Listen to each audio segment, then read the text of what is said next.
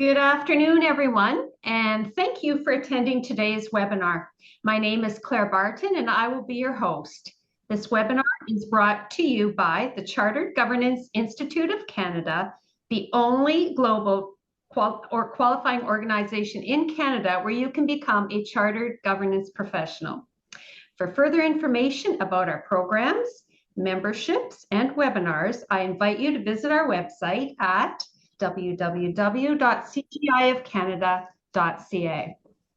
Today's webinar is entitled Harnessing Emotional Intelligence to Elevate Boardroom Success. And our guest speaker is Carolin, Rekar, Munro. Carolin has her master and doctoral degrees with specialization in human resources and leadership from the University of Toronto. She holds designations for certified training and development and as a certified human resources leader. She is a professor and intellectual lead for leadership in the Faculty of Management at Royal Roads University, an adjunct professor for Central Michigan University in the Master's in Education, and a visiting professor in the MBA program at Mount Meru University in Tanzania. Carolin has been a conference speaker in many countries throughout the world, providing her expertise in workplace performance and emotional intelligence. She brings a wealth of experience from her time served on boards and several committees. So we can look forward to some valuable information regarding emotional intelligence in the boardroom setting. Before we begin the presentation, please note that everyone has been muted. But should you have any questions, feel free to enter them in the chat box below. And with that being said, I will turn things over to our guest speaker, Rekar, Munro. Thank you, Claire. Good morning, good afternoon, good evening. No matter where you are in the world, it is wonderful to have you spending this hour with us, and fabulous to spend this time with you. And how about we pop something in the chat box so that we know where everyone is joining us from and what's been the best part of your day so far. Let's see who's in the room. I'm coming to you from Victoria, British Columbia, which is on the very far side of the Pacific Ocean. Ricarda, yes. Cayman Islands, welcome. Andrea, Barbados. Sandy from Vancouver, hello, hello. Alice in Chicago, wow, look at all the diversity we have coming into this room. Arland, welcome from the Cayman Islands. Wonderful, keep that going, folks. Toronto, Raj, hello. Yes, I hold very fond memories of Toronto. Melissa, Cayman Islands as well. Grenada. I'm probably going to mispronounce that one, Mary. Wonderful to have you with us. Welcome, everyone. Want to start off our time together with a territorial acknowledgement. So I hope that we spend a moment just pausing to acknowledge the sacredness of where we are.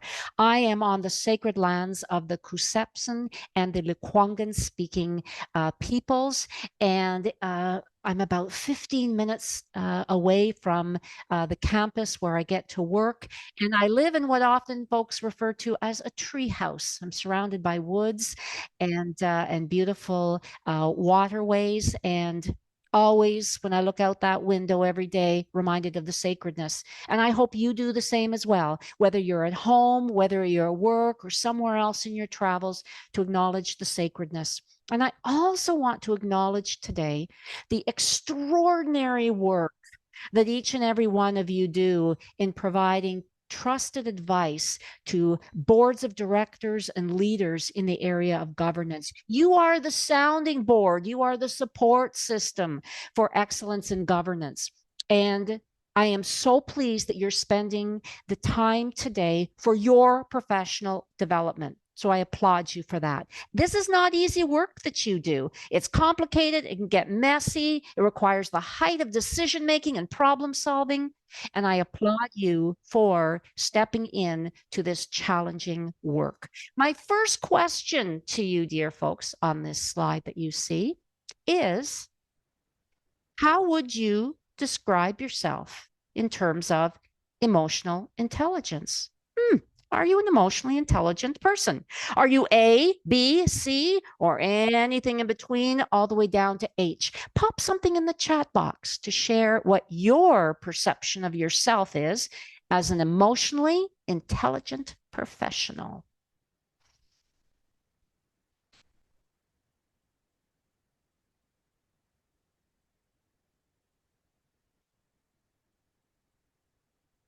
Are you an A, a B, a C? Ah, Andrea, an A. Lovely. Elsie, an A. Wonderful. Allison got an F. A few tears there. Christina, an A. Oh, wonderful. Sandy, a B. Good. You're doing some heavy lifting in that regard. Wonderful. Wonderful. We've got a range of responses. Yes. And sometimes you're right, Mahendra. It can be a C as well, right? Yes, Ricarda. Sometimes all of the above, because we just don't know every person that comes before us in every situation can actually challenge us in new ways. And hello, William. Good to see that you're in the room with us. A familiar face. Be more than anything. Yeah. So lots of interesting responses. What we want to try and do today is get us to either the A, the C, or the H, where we have this covered. And it is like a muscle to be developed. It's not something that we achieve and let go. It becomes part of our ongoing professional journey, especially challenged when we're in the boardroom with a variety of sometimes unexpected situations and commentary that can surface. It requires us to be patient, to have perseverance, to be persistent, and to continue to lean into this important area. What's on our agenda today? Well, we've got a couple of things. We're first going to unpack what EI is and what it isn't. So we do some myth busting. We'll then take a look at the core building blocks of emotional intelligence. And then we'll spend some time exploring how EI can be integrated into your professional presence, specifically focusing in on your boardroom performance and productivity. Now, let's keep in mind that this is a massive topic. Years and years of research is being done. There are over 1,000 studies in the area of emotional intelligence. Our goal within our time together is to explore a few areas that we can immediately apply and can have the highest return on investment for our careers. So we're going to be looking at some tools and some approaches that are what I refer to as our career accelerators, things that can really elevate our excellence at the boardroom table. And hopefully there's something for everyone, whether you are a seasoned practitioner with extensive boardroom experience, whether you are new or mid-career in terms of your board life, and if you're a student joining us, yet to experience the boardroom, I'm hoping there's something for everyone. And feel free to ask questions along the way. And if I miss your question, just feel free to ask the question again, or feel free to raise your hand and come into the conversation as we go along. So, what is your reaction when I say, feel free to express your emotions in the boardroom? What's your first reaction when that invitation is granted to you? Pop something in the chat box. What's your response?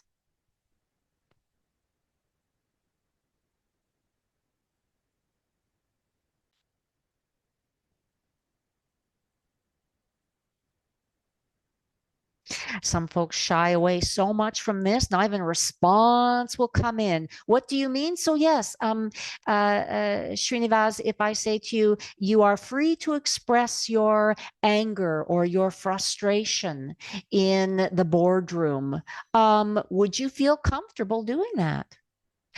As William says, exactly as the baby's image. Yes, it can be quite shocking to think that emotions can be expressed in the boardroom.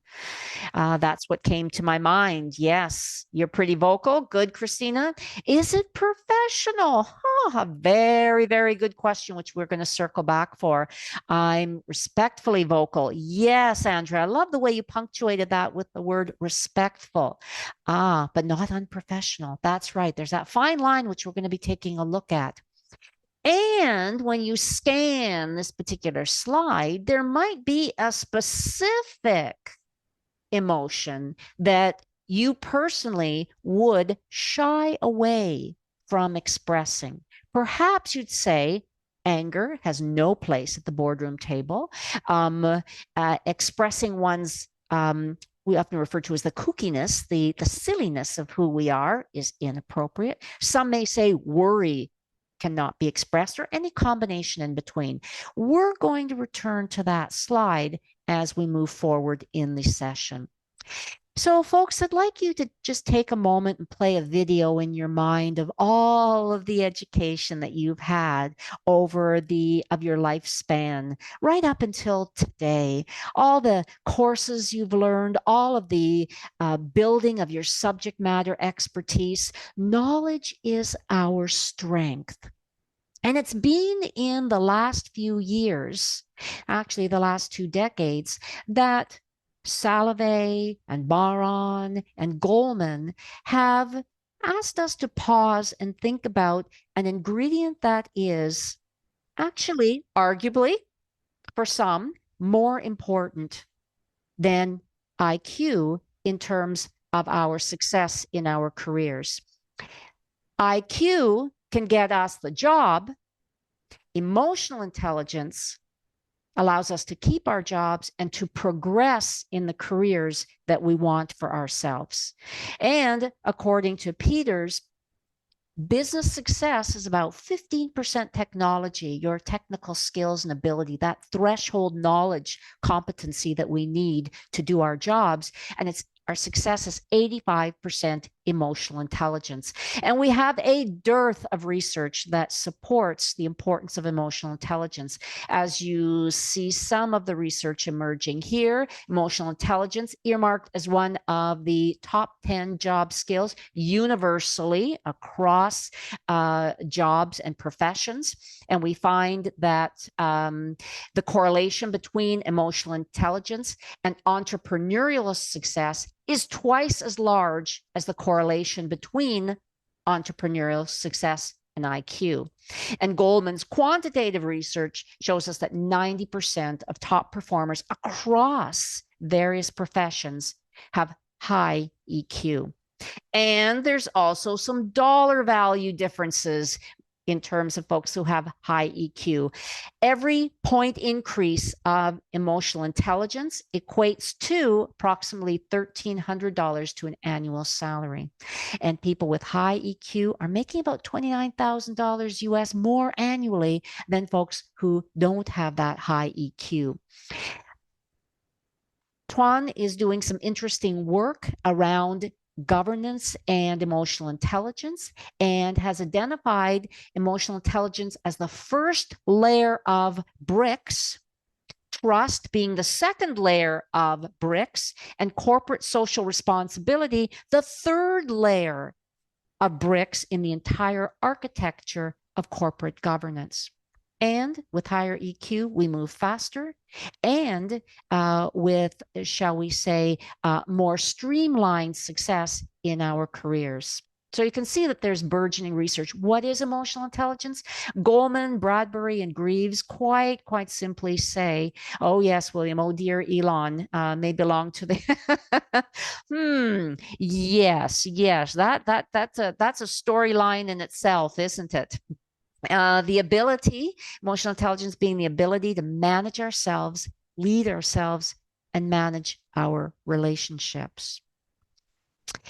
And when we're talking about emotional intelligence, it really is a pipeline between emotional intelligence, team functionality, performance, and productivity.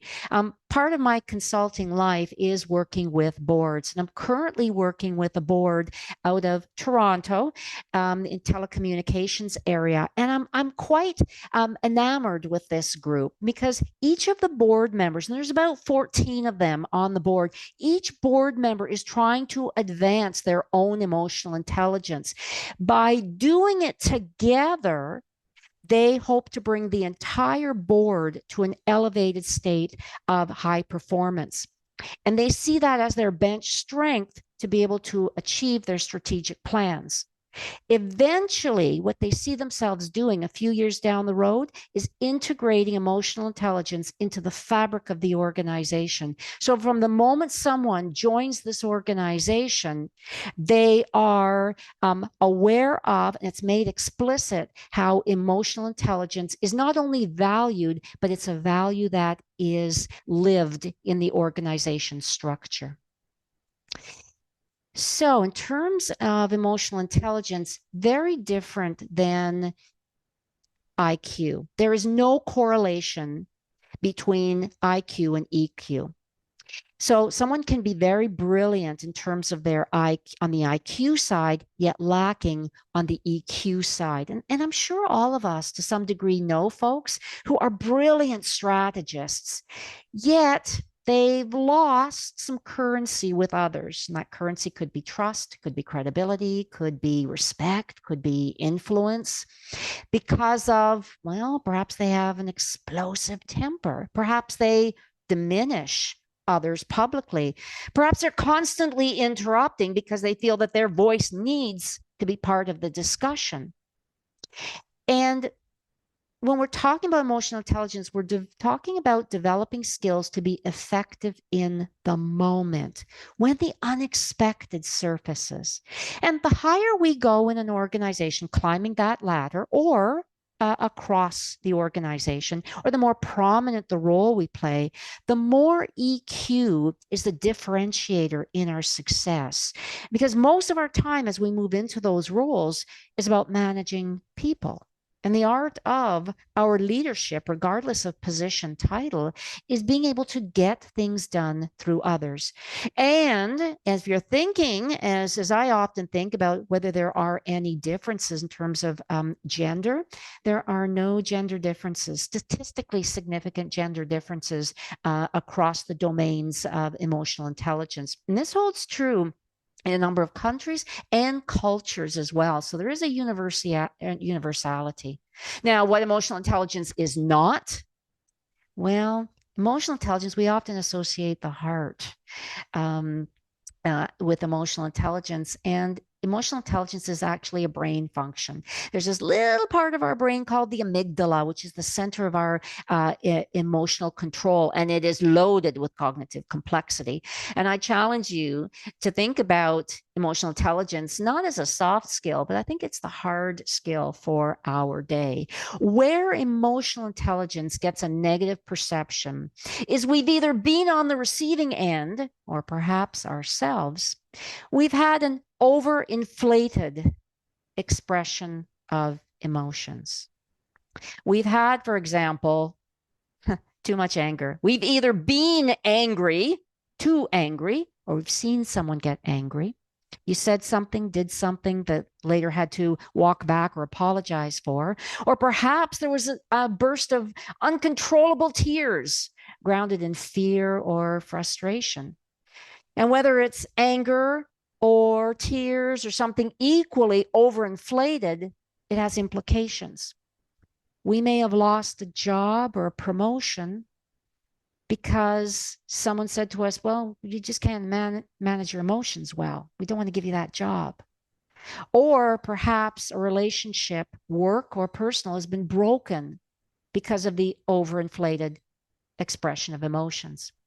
Aristotle, philosopher from 300 AD, says, anyone can become angry. It's easy to be angry with the right person, to the right degree, at the right time, with the right purpose and the right way, and then to be quiet. That's not easy. Going back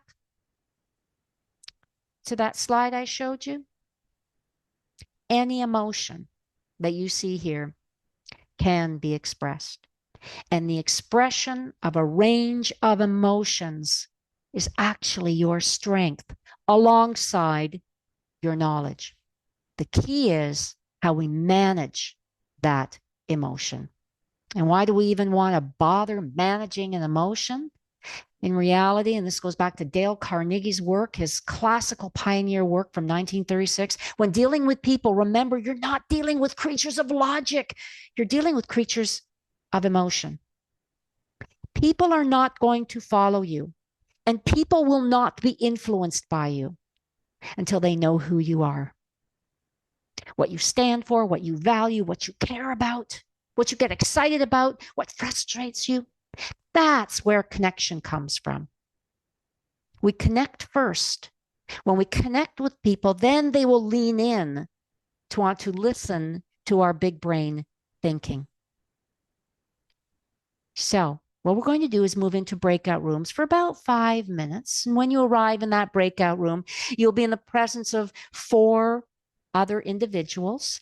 Introduce yourselves if there are folks that you don't know, and have a brief conversation about what it would mean to your professional life if you elevated your emotional intelligence.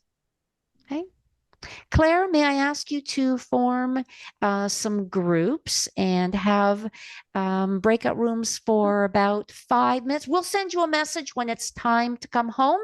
Introduce yourselves. What would it mean to you in your professional lives if you could elevate emotional intelligence? We'll see you in 5 minutes.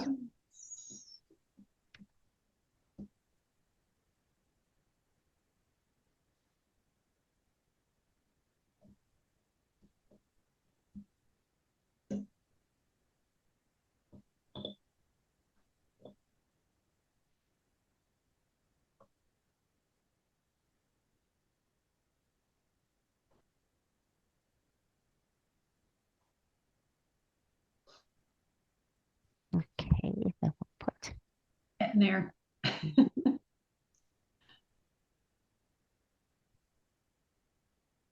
Thanks, Claire, for doing that. I'm No going to put 4 minutes on the clock, and then we can send a message when it's time to come home.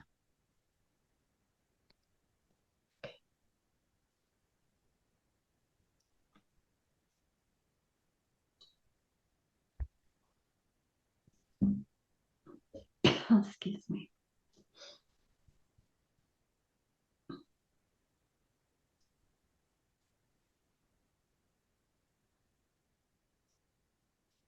Some people have yet to join. Mm-hmm.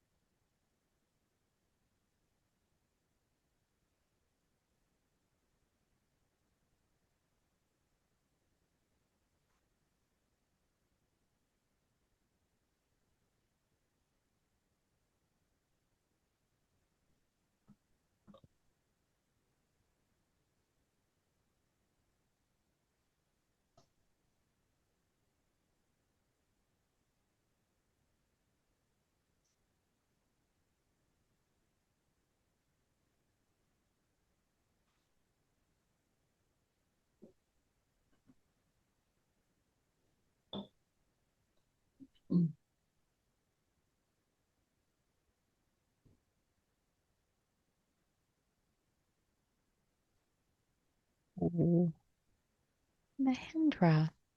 Does not see anyone in the breakout room.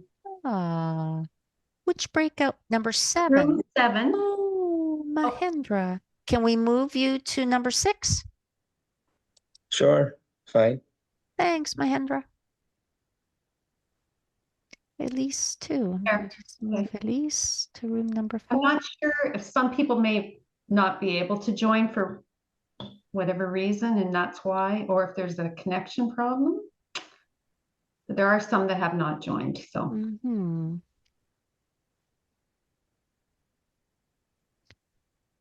Yeah. Oh, there's one here with just one person in it. Yeah.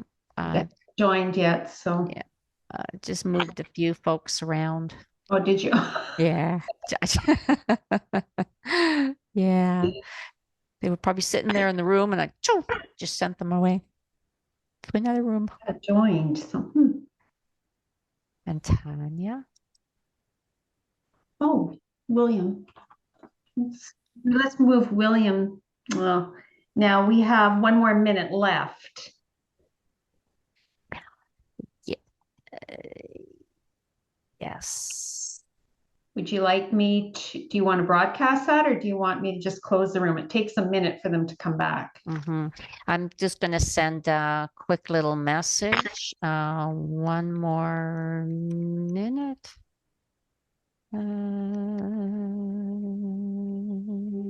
Just look, there it is.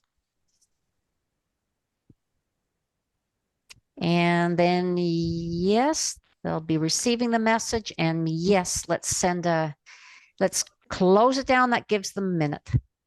Well, that's okay, Keisha. I'm just glad you're here. Thanks for being with us.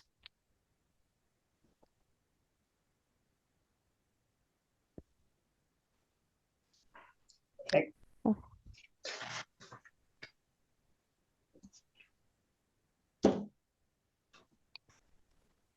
Okay, so I'll be right back.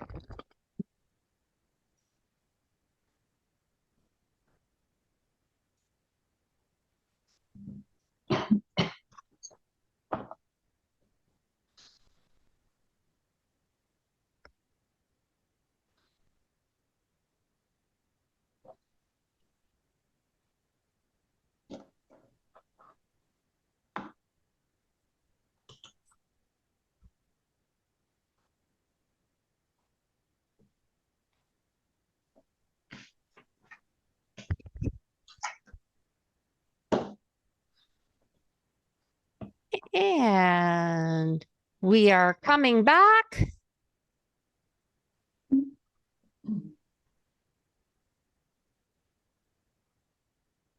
Welcome back, folks. And how about, I hope that was enlightening to meet a few folks that are in the room, to take out the mystery of who is here, and also a chance to chat about what it would mean to you professionally. So feel free to either open up the microphone and perhaps share with us what you gained professionally, or feel free to pop something in the chat box, letting us know what you would gain professionally. Srinivas, hello. Come into the conversation. Yes, hi, Carolin. Thank you. I was able to meet with another member here, Sandy Lung from Vancouver. So we were able to share our thoughts. So overall, emotional intelligence is a key component as we work on various projects in the organization. So as part of the projects, we work with our members, team members, other stakeholders, either within the organization or across. Nowadays we work across the country, across the globe. So understanding various cultures, where they are coming from, their point of views, ability to listen actively in order to provide the responses, which means that having that emotional intelligence helps to communicate better, to overcome the conflicts without any efforts, and as well it allows us to advance in our career at a speed that would not have been possible without having emotional intelligence. Thank you. Oh, Srinivas, that was just beautifully articulated. There were so many exquisite messages within that. I love the way you framed as that 360. There are just so many individuals, and then around the world in the work that we do, correct? There is a fabulous researcher pioneering work in the area of cultural quotient, cultural intelligence. His name is Dr. David Livermore out of the US. And Livermore often says realize that our ability to enter into, do our work internationally and move into cultures that may not be familiar to us is dependent on our emotional intelligence. How you manage yourself in those situations, how you become socially aware and curious about cultures that are different in the way they do business and the way they live their lives, and then how you build relationships. So yeah, beautiful, beautiful articulation. And yes, advancing our career. Thank you so much, Srinivas. Very, very nicely. And I love Randir, to your question earlier before we went to the breakout rooms, can you have a deficit in collective EQ? You most certainly can. Goleman refers to that as the EQ contagion. And he said that we can collectively spiral downward. One person's energy or a few people's energy can actually create a place where folks are not being their best. And we start to develop norms of relationship building that are not serving us as high performing teams. And in the same breath, it is our opportunity to exercise our leadership at the boardroom table, regardless of position title, in being a boardroom influencer, positive influencer. One person can also start to shape the direction in terms of a positive high EQ in the board. So excellent, excellent questions. Really, really well done. So what I'd like to do now is dive a little deeper into emotional intelligence. And thank you for going into the breakout rooms and having that conversation, meeting some folks. So here we got a flat tire, either on a car, a bicycle, a bus, whatever transportation. What might happen when you drive on a flat tire? What happens? Throw some things in the chat box or open up the microphone and shout something out. What happens when you drive on a flat tire?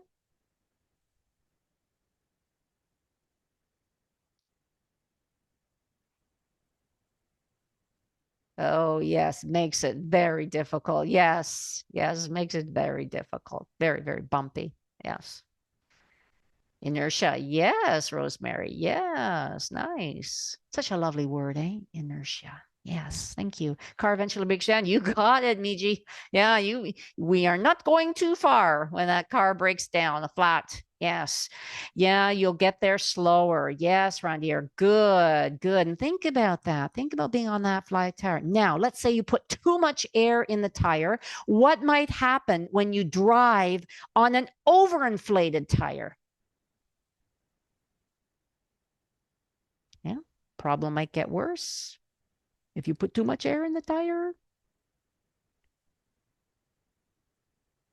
Instability, yes, means you still got our own slew of issues, don't we? Tire may blow up. You're right, William. Yes, equally as problematic.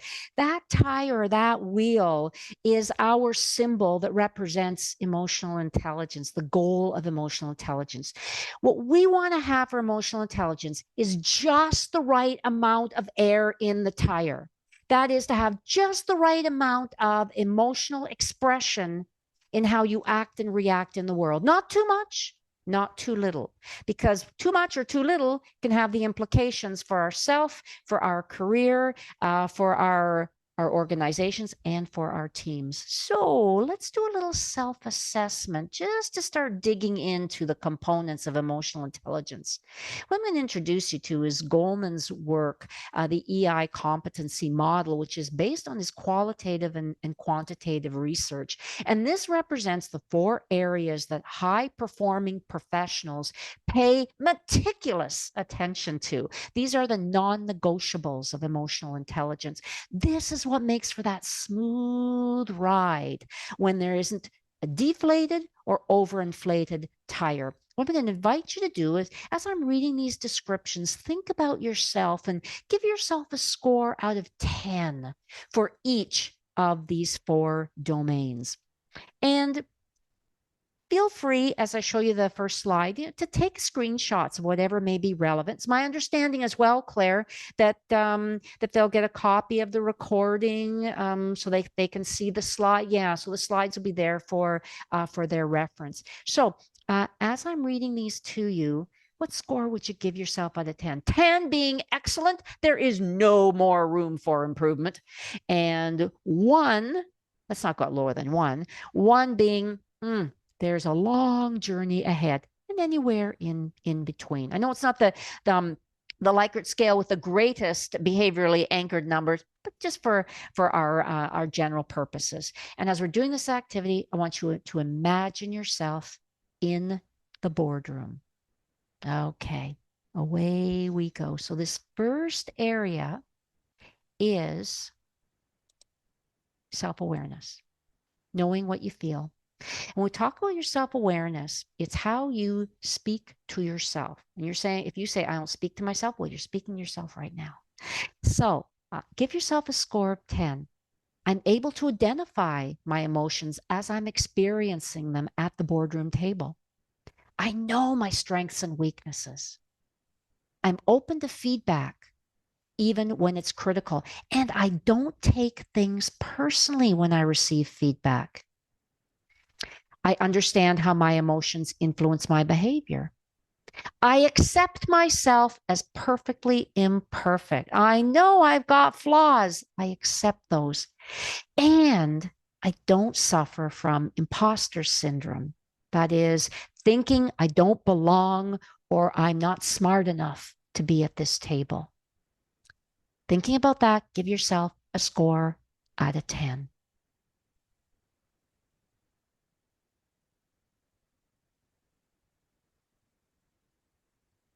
And go with your gut reaction, folks. Okay, what's your gut reaction? Second domain where I'm going to invite you to give yourself a score of 10 is in the area of self-management, managing what you are feeling, managing your feelings. So this is about your presence in a room, your deportment. Are you aware of how you show up, the temperature in the room when you're present? So I can manage my impulses, my emotions. I am composed in stressful situations. I think before I speak and act because I'm aware of the consequences of the words I'm about to say. I adapt to change without being overly distressed. And I can maintain a positive outlook even during the most challenging conversations that may not represent my perceptions and experiences. And overall, I'm able to control my emotions so that they don't interfere with my ability to engage with others. Give yourself a score out of 10. And I see some folks sharing in the chat box. Thank you. That is lovely. If you do feel like sharing, that is wonderful to see where we all are. Thank you for doing that, folks. Share to the area that is comfortable. Third area, again, score yourself out of 10, is social awareness. This is going beyond yourself. Are you aware of someone in front of you? And guiding statements, I'm attentive to others' emotions. I can empathize with their perspective. I can read a room. I can read those nonverbal cues, body language, facial expressions, tone of voice. I listen actively. I seek to understand others before I express my own opinions. I am sensitive to the needs and feelings of others. And I have exquisite timing when it's time for me to come into the conversation. I don't just speak for the sake of speaking. I speak because there's something intentional and purposeful about what I want to say. Give yourself a score in social awareness.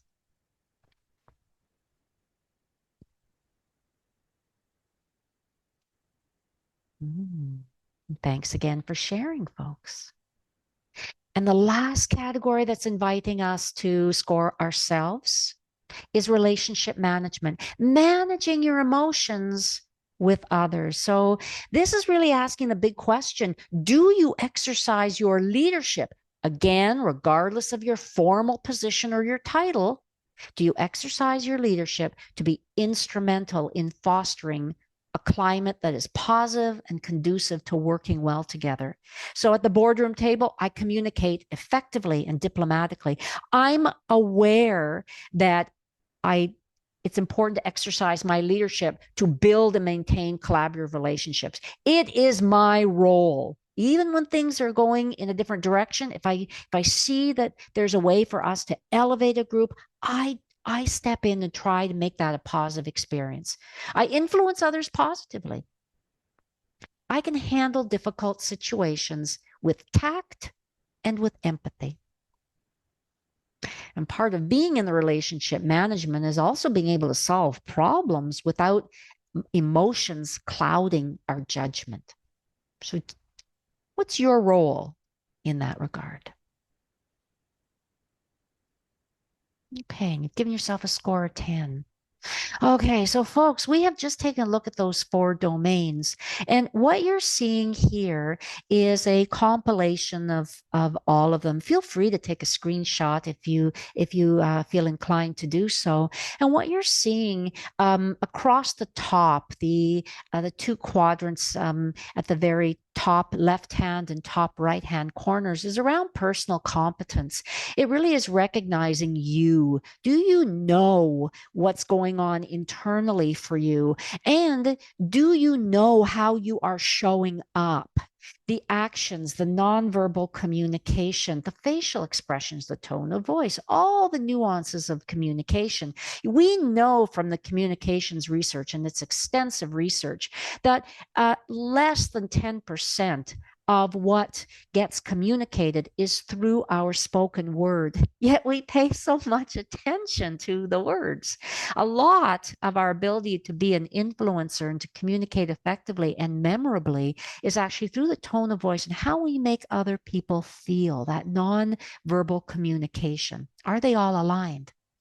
And the bottom 2 quadrants, left-hand bottom and right-hand bottom, is their social competency. This is when you step beyond yourself and you start saying, who am I as part of this group? Am I aware of other people? Am I taking an active role in building relationships rather than sitting back? So do I know how others are feeling? And do I manage my emotions and other emotions in that relationship? So a lot is likely churning right now. We're going to give an opportunity for you to be in breakout rooms for about, we're going to put 8 minutes on the clock for this one. We're going to be in groups of 4 or 5. And here's our chance to talk about our diamond or our diamonds. I'd like you, again, based on the level of your comfort in your group, to have a conversation with the folks that are in the room with you about the domain or domains, which are your strength. And what do you do to demonstrate this strength in action? What's your secret at the boardroom table that shows up as a strength? And second of all, what domain would you like to strengthen? And what specifically? Okay, so 4 or 5 folks will be in the room. We have 8 minutes on the clock. We'll send you a message when it's time to come home. Claire, over to you to open up the rooms. They are open. Okay, thanks, folks. And we'll put some time on the clock.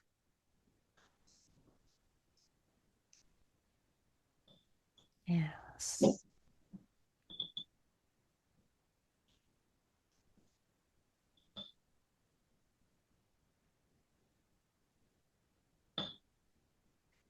Very nice. Great.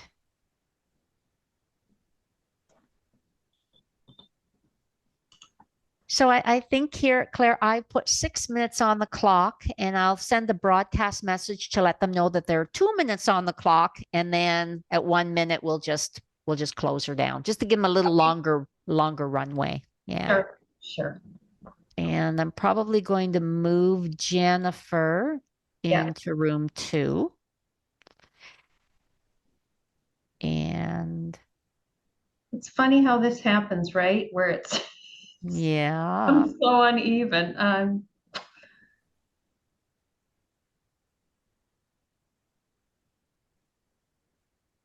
And Hong Kong moving to Oh, oh, I don't know how you ended up in there because I clicked not to. Oh, you're not assigned. Okay, that's good. You're unassigned. I'm unassigned. Good. I didn't mean it like that. Because I don't know how to get me back. That's always my trepidation if I end up in a room, because sometimes facilitators will say they'll pop in and join conversations. I don't know how I get Yes, that myself does back. happen. Yes, which is neat. This is neat. Yeah. So I have So some. There's some that haven't joined, and they may be driving or just not able to access. I wonder if we should move. Hi, can you put Sandy and I in a different room? We were just kind of all by ourselves. 1 second here. Can we maybe join us up with some other people? Yep, we're just looking at how we can rearrange things here. Awesome. Thank you. Let's input.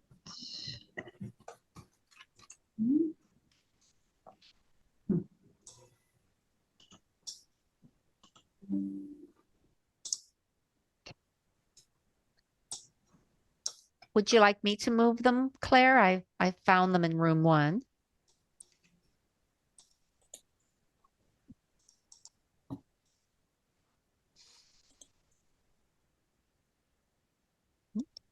Yep. Movement. Thank you. Number 3.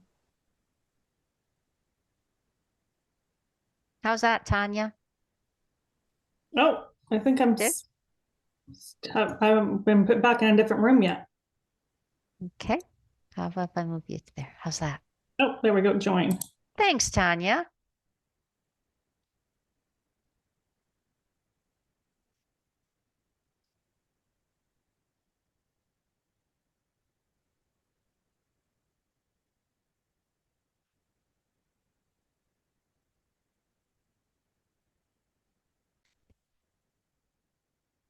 Oh, Tanya, we're going to move you number 6. Move you number 6.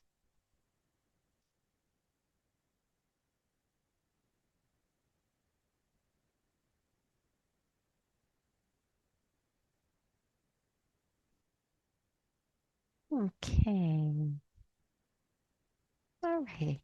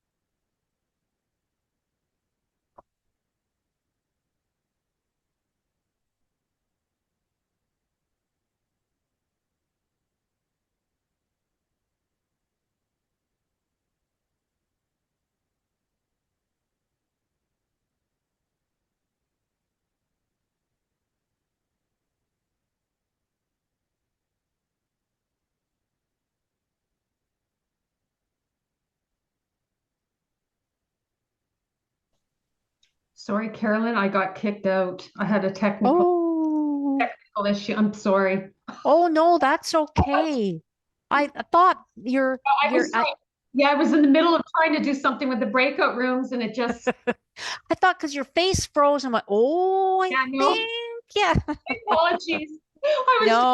I just moved somebody as well, and Anyway, that's never happened before. Oh, the funny things. Yes. Not to worry. I'm glad you're back, though. So I'm going to send a broadcast message. Let know they have 2 minutes. Okay. And then I put 1 minute on the clock, and then we can just Okay. close.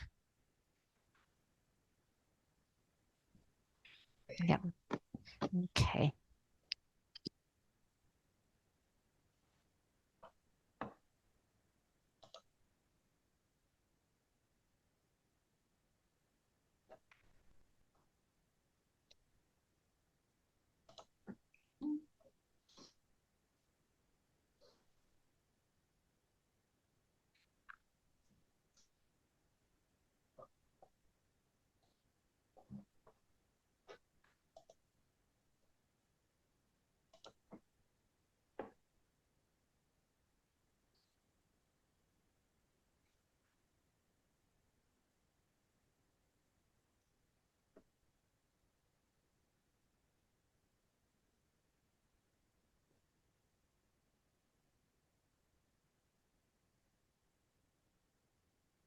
Okay, and we can close the rooms.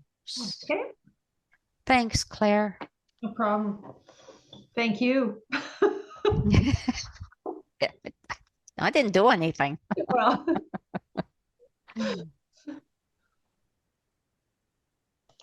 What's that next slide? Yeah. Okay, so I'm gonna stop sharing. I'm gonna come back.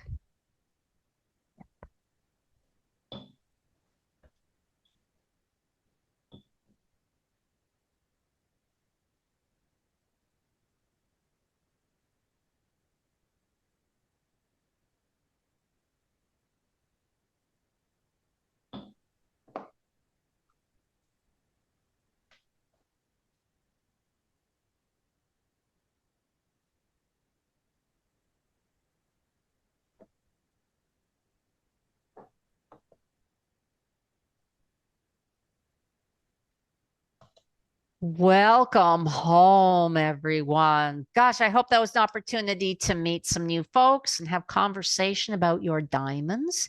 And Paul, your comment in the chat box got some recognition from the group members about social awareness as a skill for board chairs. Very much so, Paul. It is putting that on our radar screen. And I think the first step is to be aware of it.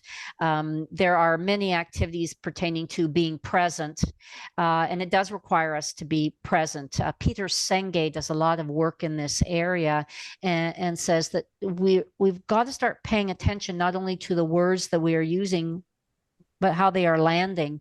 And equally important as being cognizant of what's happening on the faces of the receivers of our message at the boardroom table is also to check assumptions as well. So that if you do notice a reaction, folks are leaning back, or there's just a general shift from someone or the collective, do we press the pause button and check in so that our assumptions are checked? I give you an example. I was at a boardroom table, and this was pre-COVID. Was in Calgary, and the chair was actually speaking to the group. And there was a younger member, there's a new member of the board, and that person was on their phone, and the fingers were just going. They were looking down, and you could see the frustration on the chair's face, the outright frustration. And at one point, the chair stopped speaking and landed like a laser with precision a comment to the person who said, "Get off your phone, organize your social evening after this meeting. This is important. I need you to pay attention." And the new member was rather flabbergasted, turned the phone around and said, "Sir, my apologies for a misperception. I was actually taking notes based on what you were saying because I didn't want to miss anything that you said." Wow. Check assumptions before you act and react, because you may misperceive the situation. Folks, let's use the chat box or open up the microphone to share something that you heard that resonated with you in the conversation about diamonds, about your strengths. What did you hear? And if you are popping something in the chat box, just say it was something in the area of self-awareness. I heard this, or relationship management. I heard this. Inspire us with the many things that you've heard. Srinivas, come into the Yes. conversation. Hello. Hello, Carolin. Thank you. So the starting point for our discussion was absolutely, you mentioned self-awareness. So as leaders within our enterprises or organizations, that's the starting point, knowing our strengths, knowing our weaknesses, and what is the action plan in place to reduce that gap. Right. So the social awareness and other self-management are the components of the same self-awareness. Now, the relationship management is the end of all of it. So once we master the self-awareness, the relationship management becomes easy. As one of the members within our discussions mentioned, that we cannot control others. The only thing or the power that we have is control ourselves, our emotions. So that's the starting point, and relationship is the diamond. Brilliant, Srinivas, brilliant. Yeah, that is the building block. So I'd like everyone to take a look at their own self-awareness score and where they sit in that regard. Because when we're talking about self-awareness, we're paying attention to us, and that has a ripple effect for the relationships, doesn't it, Srinivas, and all of us. And in the moment, because I believe the litmus test is in the moment, we want to keep what we do elegantly simple and simply elegant. Things that we can start doing immediately that we're going to remember to do. You know, we can read and say, yeah, I got to do that. I got to do that to build my emotional intelligence. Start incrementally. Start doing one thing and watch how that starts to have a ripple effect in the room. For example, if it is self-awareness, how often do you actually ask yourself that very quick question at the boardroom in this moment? What am I feeling? And label it. And if you aren't good at identifying the emotions, the richness of emotions, there are many online charts and graphs that show the full vocabulary, emotional vocabulary, to familiarize yourself with phraseology. If, for example, what am I feeling? Label it. What are the implications of having that feeling? So, for example, right now I'm feeling joy. The implications of that? Well, I hope it's going to serve as a positive emotional contagion in the room, and it will spread to other individuals. So any negativity could maybe be minimized. I'm going to keep it. You may say, what am I feeling in the moment? I'm feeling anger. And I'm going to challenge you. It is not anger. It is fear or frustration if we look at the root cause. So if you are feeling frustration, I'm feeling frustration. The implications of that? Wow, if I don't keep that in check, I can't do my best thinking. I can't contribute. The voice is so loud in my brain, and I could end up saying something I'm going to regret. I got to discard it. What I do personally, when I get emotion that is negative, I actually take the word, I put wings on it, as silly as it sounds, wings, and I float it away, fly off. I let it fly. And the reason I do it, it's simply elegant. It's a visual, and it reminds me to get back to a place that is grounded in positive, where I can do my best thinking. So what can you do when you catch yourself in that place of negative that allows you to stop, think, and reframe? Negative emotions cannot be stopped. That's not the goal here. They will always show up because a situation or a person is going to elicit a response from us. What we do, however, is manage it in the motion, in the moment. And as well, in terms of if you find yourself getting very anxious, the stress is just overwhelming, physiologically response, let's do what the Navy SEALs do in terms of box breathing. Very simple activity. And it's breathing through your belly, not your shoulders. When you breathe through your shoulders and shoulders are elevated, that's where stress increases. It's being able to breathe in through the belly 4 times, hold it for 4, release it for 4. You do that a few times, and you start to find yourself getting to that place of calm. Because it's only from that place of calm where we are self-regulating and self-monitoring that we're actually able to do our very, very best thinking and contribution. And as we head to the very, very top of the hour, some of you may want the fast track. I got a question for you. In the chat box, folks, or raise your hand. What is the fastest way to build relationships and earn a reputation as a boardroom influencer? What's the fastest way to do that? What do you think? If you want to build relationships quickly with folks that you've known for a while, you want to elevate those relationships, or with someone new, how do you do that? Listening? Yeah. In part. Listening is part of it around here. Getting to know them. Yeah. Bring food. You got it, Patrice. There are so many cultures where food is that which brings people together. Yes, bring food. Yes. I want to be at the table with you, Patrice. You're bringing food. Seek to understand. Yeah. Networking. Yeah. There's something in there. There's something in there. May I offer you a serve in confidence? Yeah. Look at great ideas surfacing. May I offer you some words of wisdom around empathy? It's the work of Brene Brown. She's the thought leader in this area, and empathy is what drives connection. It's the fastest way to build relationships. Yet empathy is misconstrued. We sometimes think it's being in agreement with people, giving them hugs. It's not about that at all. It's about being a really good perspective taker. Galinsky, there's an article written by Galinsky and Schweitzer on perspective taking, especially at the leadership level. Worth a read. And perspective taking is recognizing someone else's truth. Staying out of judgment, letting them, as Simon Sinek says, empty the bucket, let them talk. And it's going a step further and recognizing the emotion. If you really want to demonstrate you're a good listener, recognize and communicate the emotion you think you've heard. Stay out of you. You must be frustrated, because for some reason that tends to aggravate people. And not referring to I'm sorry that you're feeling frustrated. It's not about you. Now, this may seem like just playing with words. It's actually more than that. It's like it's setting the psychological safety for having conversations and communicating the emotions, such as using this, that, or it. So that must be frustrating for you. That simple one statement communicates to the receiver that they're heard. And there's nothing more powerful.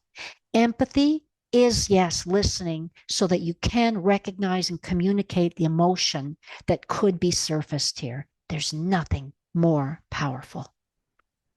And on that note, folks, as we come to the end of our session, I want you to think about what is the legacy wish for you. So what do you want to be known for today, next week, this month, this year? And to really think about how emotional intelligence can be that balance for doing that.